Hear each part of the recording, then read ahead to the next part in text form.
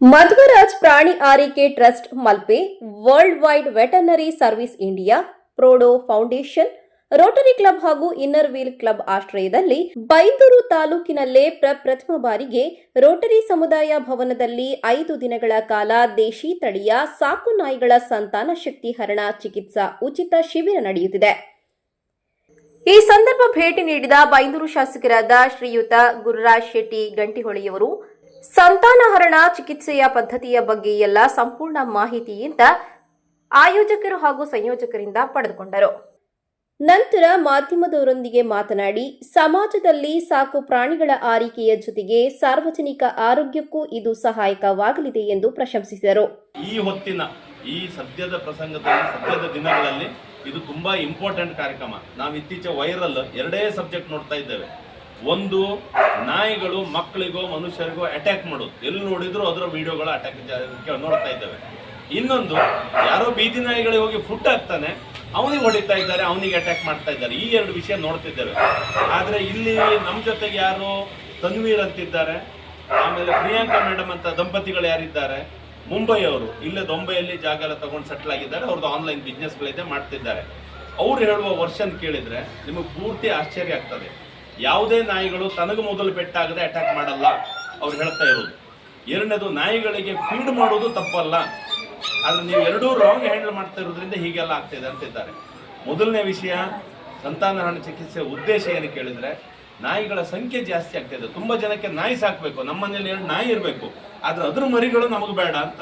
ಅದ್ರ ಪರಿಣಾಮ ಸಣ್ಣ ಸಣ್ಣ ಮರಿಗಳು ನಮ್ಮಲ್ಲಿ ಕಣ್ಣು ಹರಿದಿದ್ದು ಅಂತ ಹೇಳುತ್ತೆ. ಕಣ್ಣು ಹರಿದಿದ್ದ ಮರಿಗಳನ್ನು ದಾರಿ ಮೇಲೆ ಬಿಟ್ಟು ಬರ್ತದೆ. ಅದು ನಾವು ಮಾಡುವ ಫಸ್ಟ್ ಅನ್ಯಾಯ. ಎರಡನೇದು, ಜಾಸ್ತಿ ನಾಯಿ ಆದ್ಮೇಲೆ ಮೊದಲೆಲ್ಲ ಕೊಲ್ಲುವುದು ಅಂತಿದೆ. ಈಗ ಕಾನೂನು ಪ್ರಕಾರವೂ ಕೊಲ್ಲೋಕೆಲ್ಲ ಅವ್ರು ಹೇಳೋದು ಅದ್ರ ಅವಶ್ಯಕತೆ ಇಲ್ಲ. ನಿಮ್ಗೆ ನಾಯಿ ಬೇಕಲ್ದ, ನಾವು ಆಪರೇಷನ್ ಮಾಡಿ ಕೊಡ್ತೇವೆ ಫ್ರೀ ಆಗಿ, ತಕ್ಕ ಬನ್ನಿ ಇಲ್ಲಿ ಆಪರೇಷನ್ ಮಾಡಿ ಕೊಡ್ತೇವೆ, ನಿಮ್ಮ ನಾಯಿನ ಸಾಕಣಿ. ನೇಚರಿಗೆ ನಾವು ಬದುಕಕ್ಕೆ ನಾಯಿಯೂ ಬದುಕಕ್ಕೆ ನಾಯಿನ ಯಾಕೆ ಕೊಲ್ತೀರಿ ಅಮ್ಮಂತದ್ದು ಅವ್ರ ಪ್ರಶ್ನೆ. ನಂತರ ಮಾತನಾಡಿದ ರೋಟರಿ ಕ್ಲಬ್ ಬೈಂದೂರು ಅಧ್ಯಕ್ಷ ಸುಬ್ರಹ್ಮಣ್ಯ ಜಿ ಒಪ್ಪುಂದ ಅವರು, ಬಹಳ ಉತ್ತಮ ರೀತಿಯಲ್ಲಿ ಬೈಂದೂರು ಪರಿಸರದ ಜನರು ನಮಗೆ ಪ್ರತಿಕ್ರಿಯೆಯನ್ನ ಹೆಚ್ಚಿನ ಸಂಖ್ಯೆಯಲ್ಲಿ ನೀಡುತ್ತಿದ್ದಾರೆ ಹಾಗೂ ಸಹಕರಿಸುತ್ತಿದ್ದಾರೆ ಎಂದು ಸಂತಸ ವ್ಯಕ್ತಪಡಿಸಿದರು. ಇತ್ತೀಚೆಗೆ ಬೀದಿ ನಾಯಿಗಳ ಸಂಖ್ಯೆ ಗಣನೀಯವಾಗಿ ಹೆಚ್ಚುತ್ತಾ ಇದೆ. ಮುಂದಿನ ದಿನಗಳಲ್ಲಿ ಮಕ್ಕಳಿಗೆ, ವಯೋವೃದ್ಧರಿಗೆ ಅಪಾಯಕಾರಿ ಅನ್ನುವ ಮಟ್ಟದಲ್ಲಿ ಹೆಚ್ಚುತ್ತಾ ಇದೆ. ಆ ನಿಟ್ಟಿನಲ್ಲಿ ನಮ್ಮ ಪ್ರಿಯಾಂಕಾ ಮೇಡಮ್ ಹಾಗೆ ತನ್ವೀರ್ ಸರ್ ಅವರ ಪ್ರೋಡೋ ಫೌಂಡೇಶನ್ ಏನು ಎನಿಮಲ್ಗಳ ಬಗ್ಗೆ ಕೇರ್ ತಗೊಳ್ತಾ ಇದ್ದಾರೆ, ಅವರ ಜೊತೆಗೆ ನಾವು ರೋಟರಿ ಮತ್ತು ಇತರ ಸಂಘ ಸಂಸ್ಥೆಗಳು ಸೇರಿ ಈ ಒಂದು ಬೃಹತ್ ಶಿಬಿರವನ್ನು ಏರ್ಪಡಿಸಿದ್ದೇವೆ. ನಮಗೆ ಖುಷಿಯ ವಿಚಾರ ಏನಂತ ಹೇಳಿದರೆ, ನಾವು ನಿರೀಕ್ಷೆ ಮಾಡಿದ್ದಕ್ಕಿಂತ ಹೆಚ್ಚಿನ ಸಂಖ್ಯೆಯಲ್ಲಿ ಜನರು ಸ್ಪಂದನೆಯನ್ನು ನೀಡಿದ್ದಾರೆ.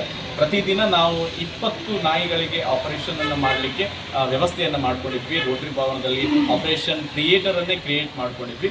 ಆದರೆ ಜನರ ಸ್ಪಂದನೆ ಹೇಗಿದೆ ಅಂತ ಹೇಳಿದ್ರೆ, ಪ್ರತಿದಿನ 25-26 ನಾಯಿಗಳು, ಅಂದರೆ ಡಾಕ್ಟರ್ಸ್ಗಳ ಮ್ಯಾಕ್ಸಿಮಮ್ ಏನು ಕೆಪಾಸಿಟಿ ಇದೆ ಅದು ರೀಚ್ ಆಗುವ ಮಟ್ಟಿಗೆ ಜನರು ಸ್ಪಂದನೆಯನ್ನು ನೀಡಿದ್ದಾರೆ. ಜನರ ಎಲ್ಲರಿಗೂ ಕೂಡ ಈ ಆಪರೇಷನ್ಸ್ ಅಗತ್ಯ ಇದೆ, ಸಂತಾನಹರಣ ಚಿಕಿತ್ಸೆ ಅಗತ್ಯ ಇದೆ ಎನ್ನುವುದನ್ನು ಕೂಡ ನಾವು ಈ ಸಂದರ್ಭದಲ್ಲಿ ಅರಿಕೆ ಮಾಡಿಕೊಂಡಿದ್ವಿ. ಮುಂದಿನ ದಿನಗಳಲ್ಲಿ ಬೀದಿ ನಾಯಿಗಳಿಗೆ ಅಥವಾ ಸರ್ಕಾರದ ಏನು ಸ್ಥಳೀಯ ಸರ್ಕಾರಿ ವ್ಯವಸ್ಥೆಗಳಿವೆ ಅವರೆಲ್ಲರೂ ಕೈ ಜೋಡಿಸಿದ್ರೆ ಸಾಮೂಹಿಕವಾಗಿ ಬೀದಿ ನಾಯಿಗಳಿಗೆ ಕೂಡ ನಾವು ಈ ಕಾರ್ಯಕ್ರಮಗಳನ್ನು ಹಮ್ಮಿಕೊಳ್ಳಲಿಕ್ಕೆ ಸಾಧ್ಯತೆ ಇದೆ. ಯಾಕೆ ಬೀದಿ ನಾಯಿಗಳಿಗೆ ಹಮ್ಮಿಕೊಳ್ಬೇಕಾದ್ರೆ ಸ್ವಲ್ಪ ಇನ್ನೂ ಹೆಚ್ಚಿನ ಸಿದ್ಧತೆಗಳು ಬೇಕಾಗ್ತದೆ ಅಂತ ಹೇಳಿದ್ರೆ, 2 ದಿನಗಳ ಅವುಗಳ ಕೇರ್ ತಗೊಳ್ಬೇಕಾಗ್ತದೆ. ನಾವು ಆಪರೇಷನ್ ನಂತರ ಪೋಸ್ಟ್ ಆಪರೇಷನ್ ಕೇರ್ ಅದಕ್ಕೆ ನೀಡಿರ್ತದೆ, ಅದನ್ನು ತೆಗೆದುಕೊಳ್ಳಿಕ್ಕೆ ಒಂದು ವ್ಯವಸ್ಥೆ ಬೇಕಾಗ್ತದೆ. ಆ ನಿಟ್ಟಿನಲ್ಲಿ ಈ ಸ್ಥಳೀಯ ಸರ್ಕಾರಿ ವ್ಯವಸ್ಥೆಗಳು ಅದರಲ್ಲಿ ಇನ್ವಾಲ್ವ್ ಆದರೆ ಮುಂದಿನ ದಿನಗಳಲ್ಲಿ ದೊಡ್ಡ ಕ್ಯಾಂಪನ್ನು ಮಾಡಲಿಕ್ಕೆ ಸಾಧ್ಯತೆ ಇದೆ ಎನ್ನುವುದನ್ನು ನಾವು ಅಂದ್ಕೊಂಡಿದ್ವಿ. ಬೀದಿ ನಾಯಿಗಳ ಸಂಖ್ಯೆ ಹೆಚ್ಚಾಗಿದೆ, ಅಪಾಯಕಾರಿ ಮಟ್ಟವನ್ನು ತಲುಪ್ತಾ ಇದೆ ಅನ್ನೋದು ಎಲ್ಲರಿಗೂ ಗೊತ್ತಿದೆ. ಆದರೆ ಯಾರೂ ಕೂಡ ಅದಕ್ಕೆ ಮುಂದೆ ಹೆಜ್ಜೆ ಇಟ್ಟು ಅದನ್ನು ನಿಯಂತ್ರಿಸಲಿಕ್ಕೆ ಶ್ರಮವನ್ನು ವಹಿಸ್ತಾ ಇಲ್ಲ. ಆದರೆ ನಾವು ಏನು ಪ್ರೋಡೋ ಫೌಂಡೇಶನ್ಸ್ ನೇತೃತ್ವದಲ್ಲಿ Rotary club Byndoor and Madhwaraj animal care trust ಹಾಗೆ ಇನ್ನರ್ ವೆಲ್ ಕ್ಲಬ್ಗಳೆಲ್ಲ ಸೇರಿ ಈ ಕಾರ್ಯಕ್ರಮವನ್ನು ಆಯೋಜಿಸಿದ್ವಿ.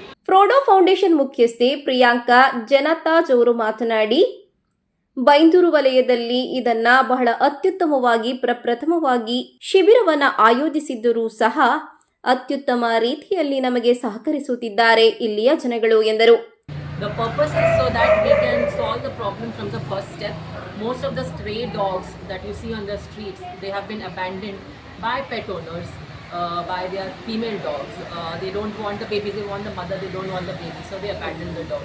So we are doing the first step is where we are sterilizing the pet dogs in our town area, in our community. And the next step that we plan to do is then go for the free roaming dogs, or the community dogs, or the stray dogs. This is the correct and the most the proven scientific and humane way to control the population of growing population of dogs. It is important that we sterilize and vaccinate all our community dogs, not just for their health but for our health also. Dogs have always been man's best friend, and this is how we can correctly take care of them and coexist together.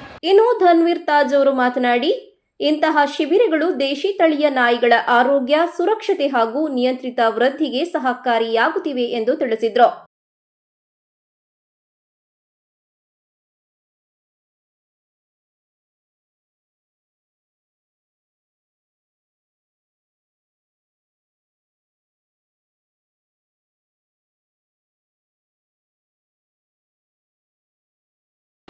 This is the first time we are organizing something like this in association with WVS and Madhuraj Care Trust, Animal Care Trust. We are really excited that the whole community came together to support this. People like Mr. Subramanya, Inner Wheel, all of them have really opened up a whole new avenue for us to, do something like this in such a massive scale. Like Priyanka said, this is the start of something that will only grow. It's heartwarming to see so many animal lovers also come here with their dogs. It just makes us feel that we are not the only ones doing this. This association with Rotary and with Inner Wheel will go a long way, and we hopefully will plan a lot more of these things. I think one of the biggest things that people can judge of a place is how people treat their animals, and I think Bangalore has really surprised us. It's the reason why we moved here also from Bombay, is because the people are so nice and people are so loving towards animals, and this is just a proof of that. So we're really grateful. Thank you so much, sir. Thank you so much for everybody, all our volunteers. They've been working tirelessly for the last 2 months, making this camp a reality. So yeah, thank you so much, and we hope we get your support in the future as well, and there's more camps like this. ಒಟ್ಟಿನಲ್ಲಿ ಸಾಮಾಜಿಕ ಸೇವಾ ಉದ್ದೇಶದಿಂದ ನಡೆದಿರುವ ಈ ಶಿಬಿರದಲ್ಲಿ ಜನರು ಮತ್ತಷ್ಟು ಸಂಖ್ಯೆಯಲ್ಲಿ ಭಾಗವಹಿಸಿ ಇದರ ಪ್ರಯೋಜನವನ್ನ ಪಡೆದುಕೊಳ್ಳುವಂತೆ ಆಯೋಜಕರು ಕೋರಿದ್ದಾರೆ.